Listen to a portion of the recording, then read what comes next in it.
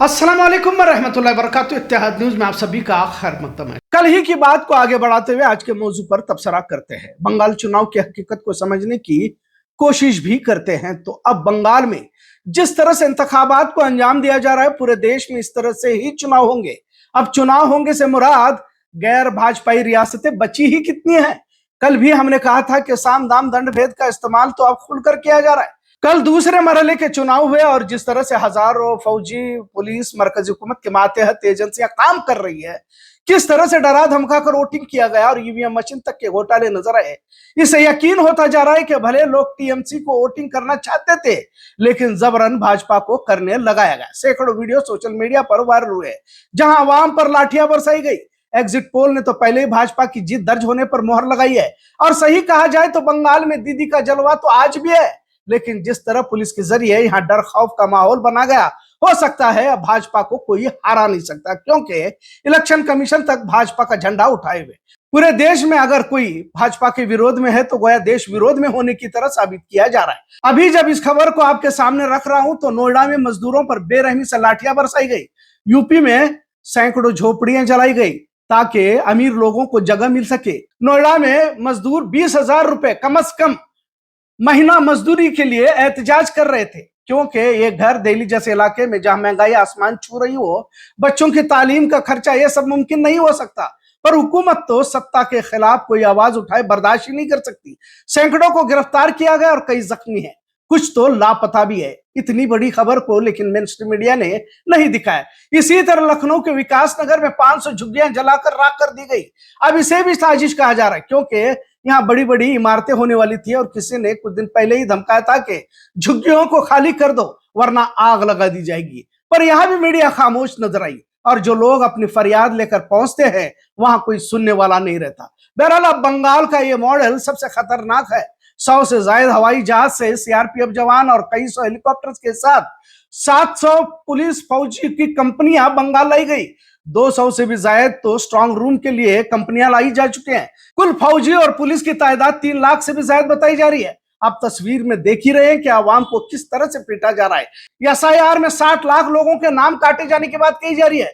मतलब एसआईआर से लेकर लाखों मरकजी पुलिस बंगाल में तैनात करने की आखिर मंशा क्या है समझ सकते हैं। पहले तो बंगाल में लॉ एंड ऑर्डर ठीक नहीं है कि बातें करना, और फिर सेंट्रल पुलिस फोर्स को लाखों की तादाद में बंगाल आकर मोदी शाह क्या हासिल करना चाहते हैं, इसे भी अलग से बोलने की जरूरत नहीं है।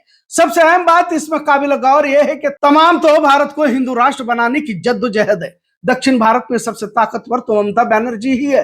वैसे कहा जाए तो मोदी योगी शाह को टक्कर कोई दे सकता है तो यकीनन दीदी। लिहाजा उत्तर भारत में तो अब भाजपा को हराना मुमकिन ही नहीं है। चुनाव आयोग तो खुद मोदी शाह की इश्तेहारबाजी में लगा हुआ है।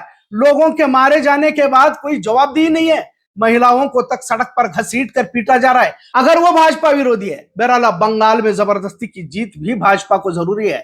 अगर बंगाल दीदी से छीन लिया जाता है तो भाजपा का विरोध करने वाला कोई भी नहीं बचता। इससे पहले भी आपने देखा होगा कि हिंदुओं के विरोध में बोलने वालों का ही पहले कत्ल किया जाता था। लिहाजा दाभोलकर को 2013 में गोली से मार दिया गया और फिर उसके बाद गौरी लंकेश, कलबुर्गी, इस तरह कट्टरवादी सोच की मुखालफत करने वाले इल्मी माहिरीन का ही कत्ल किया जाने लगा।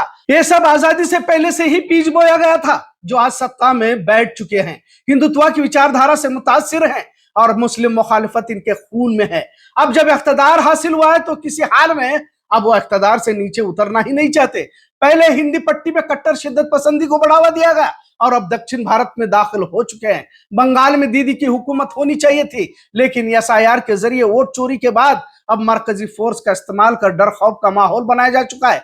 अगर ममता बनर्जी जीत हासिल करती है तो यकीनन एक चमत्कार ही कहा जा सकता है। जीतना इसलिए भी मुश्किल है क्योंकि वोट चोरी के साथ ईवीएम और इलेक्शन कमीशन तक ममता बनर्जी के खिलाफ काम कर रहे हैं और यही रास्ता भाजपा या मोदी हुकूमत के पास है। राघव चड्ढा के साथ दीगर 2/3 लोगों को भाजपा में शामिल होना भी इसी की कड़ी कह सकते हैं। भाजपा के लोकतांत्रिक ढांचे को खत्म कर तानाशाही को आम किया जाए और जो लोग सत्ता का विरोध करते उन्हें देश विरोधी कहा जाने लगा तो फिर कौन एहतजाज करेगा, कौन सड़कों पर उतरेगा। अभी नोएडा का हाल सभी ने देखा। मशहूर मुसन्निफ सत्यम वर्मा को मजदूरों के हक में बोलने से इन्हें हिरासत में लिया गया है। सोनम वांगचुक जैसे आलमी सतह पर मशहूर याफ्ता को भी सिर्फ भाजपा का विरोध करने पर गिरफ्तार कर जेल भेज दिया गया।